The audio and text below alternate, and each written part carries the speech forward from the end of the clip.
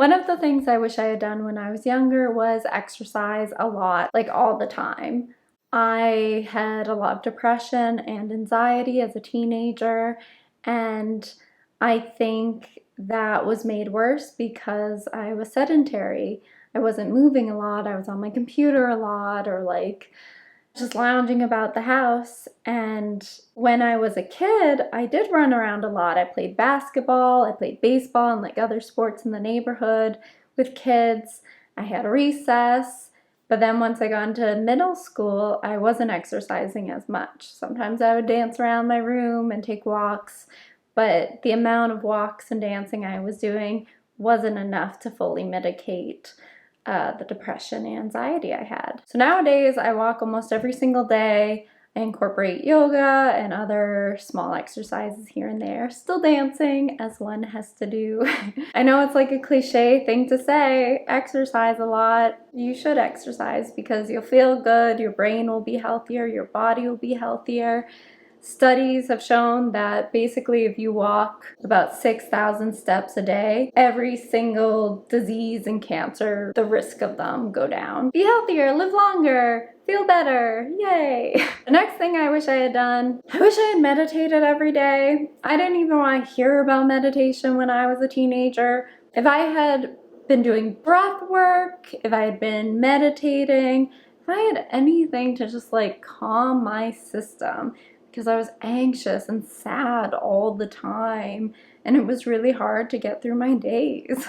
So I wish I had been able to find that breath and that stillness in my body, because it would have made my earlier years a lot easier. Another thing I wish I had been reminded when I was younger was to write the things I wanted to write. This could be more widely applicable to do the things you want to do because of how society is structured and capitalism and yada yada. We all have these ideas that we have to do all these important things. But for me, I knew ever since I was like a middle schooler that what I really wanted to do was write. I wanted to get my words out there. I wanted to have books published and living in the world and touching people. And I put that off for so long, and I feel finally getting closer and closer to that point, but I wish I didn't delay it. Another way of looking at this one is don't delay or defer your dreams. None of us know how long we get, and as you get older, our bodies change, we might develop health conditions, circumstances change, we have families, or blah blah blah. We have jobs. I wish I had embodied the spirit and anxiousness to complete things I had as a teenager. Everyone, when I was a teenager, was telling me there's plenty of time to do all the things you want to do. As I've gotten older, I've just recognized more and more that the innate urgency I had when I was younger was there for a reason, and suppressing it and neglecting it has not made it go away, but it's made doing other things more challenging. So I wish I had listened, kind of my soul, my spirit, which wanted to be let forth and free. I think this channel is a nice way of letting forth the spirit a little.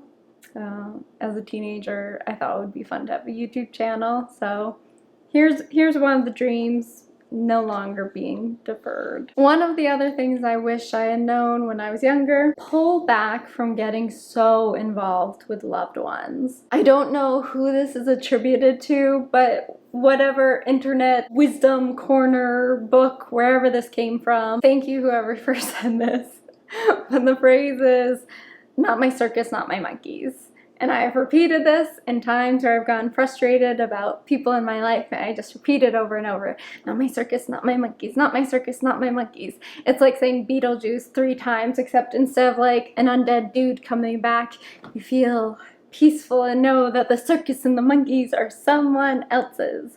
So anytime you feel yourself getting involved in a situation that is probably to your detriment, just remember, not your circus, not your monkeys. Be patient with others.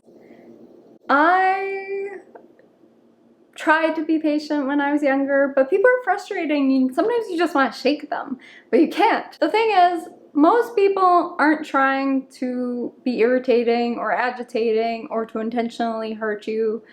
Rather, people are messy and we all can hurt each other sometimes, and we make mistakes and they're not always that cool. So if you want patience from others, it's a good thing to offer patience to others. That's not to say that you have to be the recipient of ill treatment or be the giver of ill treatment. But that is to say, I think there can be more grace given between relationships. And I'm not saying it's easy, it's not, it's annoying. I wish it were easier. Patience. The other thing is patience with deep breaths. You don't have to react or respond immediately. You can take deep breaths, and sometimes those deep breaths can be like 24 hours. You don't have to respond immediately. Feel your feelings. There is so much messaging in society about how we should not feel things. And I think as a teenager and as a woman, I received messaging that I wasn't allowed to be angry, that I wasn't allowed to express my frustration, that I wasn't allowed to feel sad when I felt sad if it wasn't a convenient time for the people around me, that I wasn't always even allowed to be too happy, or that would be shut down. So I think there's all this kind of messaging men and women and everyone receive about how to feel. And the thing is, I'm not saying you should be angry and lash out at people. Like, that's not cool. I'm not saying you should make everything about you if you're sad, because that's also not cool. But there are spaces and times to have feelings, and we shouldn't be punished for having feelings. And I think rather than the societal messaging about all feelings being shut down if they're not like happy and like productive, would be better directed into finding the spaces when those feelings are safe to share, and who are the people who those feelings are safe to share with. I see a rise or a tide of people going to therapists now, which is amazing. It's so much part of like regular conversation where someone's like, oh yeah, I can't hang out that day, I have therapy. Whereas like 5 or 7 years ago, I was with a friend, and I love her, I do, but we were working together, and a man passed on the sidewalk, and he was chatting with us a little, and as he went away, she turned to me and she said, he's a weirdo. And I was like, why is he a weirdo? She's like, he goes to therapy. My father always said anyone who goes to therapy is crazy. I didn't tell her I went to therapy years before, because in that moment, it's a shaming moment. It's like, well, then I must be crazy, which she probably already knew because we were friends and we were be silly together. It's more acceptable than ever, it feels like, to have feelings, but that doesn't always mean that people are going to be respectful of you having feelings. So I think if we can find ways to healthier communicate how we feel and also process our feelings. I personally like to step back and back and back if I have an issue with someone, which could be seen as avoidance, which it probably is, but also it helps me breathe through and process, and I'm kind of a slow processor of emotions. I think we all have to discover how we process emotions and then maybe communicate that to the loved ones in our lives and just try and work through.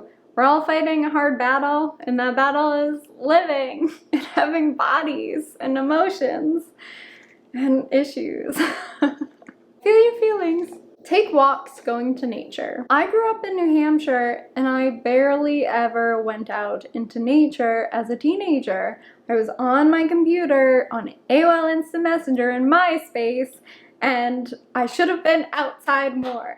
I've talked about this with my best friend, because we would just drive around and we would park at like the bingo parking lot and watch like the fireflies skate over the cows. And that was nice, we would chat and stuff. But really, we should have been hiking way more. We should have been going to the mall less, gushing about boys less, going into the woods and becoming strong in our bodies and physical bodies, which I just said.